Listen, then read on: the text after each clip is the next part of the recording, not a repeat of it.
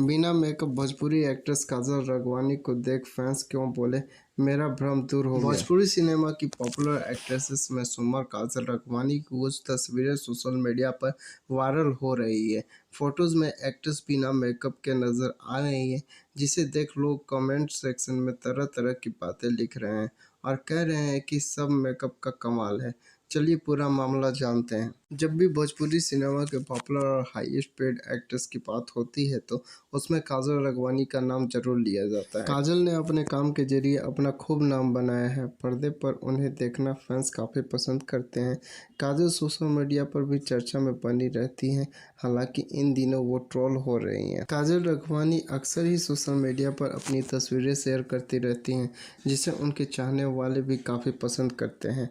हाल ही में उन्होंने इंस्टाग्राम पर अपनी कुछ लेटेस्ट फोटो शेयर की है, जिस पर लोगों के नेगेटिव कमेंट्स आ रहे हैं। दरअसल फोटो में काजल बिना मेकअप में नजर आ रही हैं। तस्वीरों को शेयर करते हुए कैप्शन में काजल ने लिखा, ओह मैं मुझसे प्यार करती हूँ। काजल की इन तस्वीरों पर फैंस के जमकर कमेंट सामने आ रहे हैं। एक यूजर ने कमेंट करते हुए लिखा, बिना मेकअप का फोटो लग रहा है। एक दूसरे यूजर ने लिखा, ये काजल राघवानी है। एक और यूजर ने लिखा, बिना मेकअप का फोटो है, हमें समझने में 2 घंटे लग गए।